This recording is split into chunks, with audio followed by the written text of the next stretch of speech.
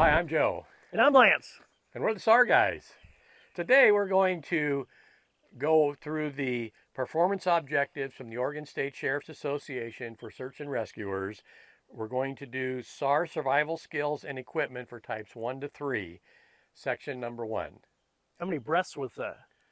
How many breaths? Yeah. Well, we're going to have to save them up because we have to light a fire, so we're going to be That blowing a lot. was a lot. So what did you just say, Joe? I just said we're going to go build us a fire. Hey, we're going to make it real easy. We're going to go build a fire. Go build a fire. Okay, Lance, what I like to do is I'll start off with a bed. This grass is pretty wet and the ground's wet underneath, so I like to put 2 or 3 pieces of wood, mid-size, in there, and then a couple of bigger ones, kind of in a V shape, like this, to block the wind. And it would be better if they were bigger, but there's not much wind today, so I think we're going to be all right. So let's start with a little bit of those handfuls. I'll make a bed, and maybe make those a little bit smaller too. We'll get these, and I don't want too many. What I want to do is I'm gonna put a little bed like this.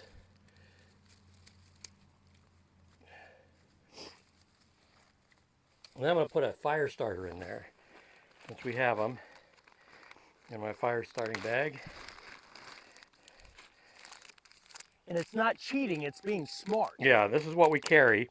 These are called wet fires, and they last about 3 or 4 minutes, and they burn. It don't matter. We actually did a video where we showed these burning in a pan of water. If I can get the darn thing open. Grab a knife. Look at the knife.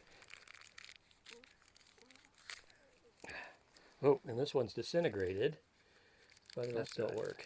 They still work good. They still work good, so we'll set that in there. All right, now let's go ahead and put our trash in the bag here so we don't leave anything behind. That's right. And we'll start putting these guys on top. Make a little bit more. We a little bit more of those. Hit a little more? A little bit more. Not too much. Don't choke out the wind or choke out the air to it, but you want to have enough on there. That's probably more than plenty. Yeah. And I think I'll try and reach that with this lighter. See if we can get in there and light that. Look at that. All right, now it's starting. So the objective that we're trying to do is light a fire that's going to be sustainable for 8 to 12 hours for not only yourself, but also for the patient that you have to wait around with. And so that's the goal of this part. You can see it's a pretty calm day today. In fact, we're experiencing a heat wave. It's about 45 degrees out and the sun's shining, and boy, Welcome it's to the plenty Oregon warm. coast. Yeah. So let's see if the small stuff we got is going to get started. There's just a little bit of a breeze, which is enough to help it along and not blow it out. Once we get this going, then we'll start feeding it a lot of the. We're going to start with the teeny tiny stuff, and then we'll just keep going bigger and bigger and bigger. And it's starting to pick up a little bit. I don't want to add too much.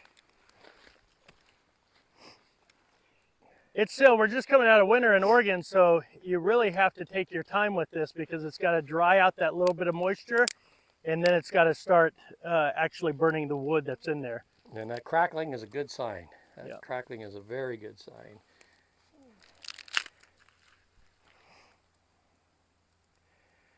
I'm going to be really careful not to smother it. Start seeing smoke like that, I'd get a little nervous. Yeah. It's going. And you could fan it a little if you want.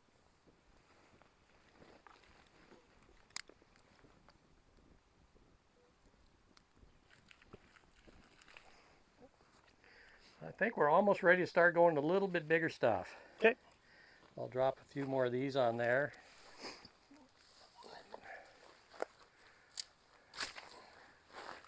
Maybe some of that stuff on the bottom over there. It's about the size of a pencil. Yeah, perfect. We can start laying those. You know, some people do a teepee and a cabin and all that kind of stuff. You could do that if you want. It doesn't really matter. There's more than one way to do it. I think for this one right here, I'm going to go around it and kind of like a little cabin, like a little log cabin.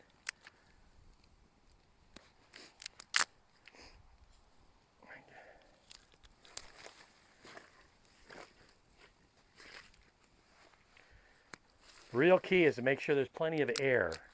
That you know, what's the fire triangle say? You need air, fuel, and heat. Air and yep, heat. Or fire. Or yeah. So we got to make sure that.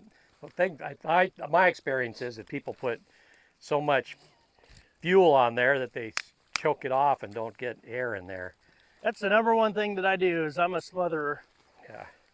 Because I don't take my time, because where I grew up it was all super dry, so you could do a whole heap and pile. It's not a big deal, but you have to adjust yourself for the climate that you're in. And in this coastal area, you got to be patient. Yeah, and we've already got some embers down in the bottom, you know, that are glowing pretty good. So this fire is doing real well. It's actually putting out quite a bit of heat already. And another thing that you want to think about is this is only starting a fire. Then you got to think about maintaining it.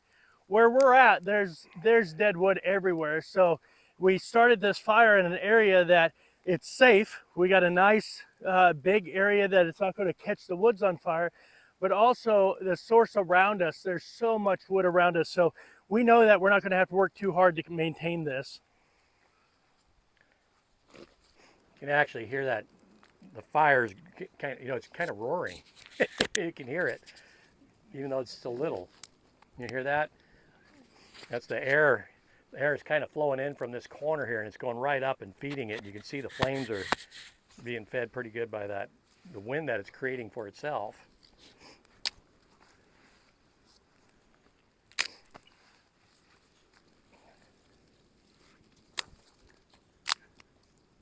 Yeah, look at that. If this was a warming fire, this would really be, if you're just doing it just to get warmed up without having to worry about multiple hours, this is really all the fire you need. Yep. It wouldn't need to go any further than this. This would do it. And in fact, most areas that we're going to be in, you don't want a huge fire. It's going to take too long to put it out if you do need to move. And realistically, it's here for security, and then it's here for signaling, and it's also here for comfort, you know. And so if you get too big of a fire, now you're going to lose some of that security, because now you're going to cause a risk. So at this point, we have the bigger stuff over there. We're not going to light that today, because we're going to not have a fire that needs to go all day and all night. But I think this demonstrates pretty good. That probably was less than 5 minutes. Yeah. And we had a fire, and it's very wet here. A lot of wet wood around us and wet ground, and yet we've got a pretty decent fire here. Yeah. Well, we hope you found this video useful, and we'll see you down the road.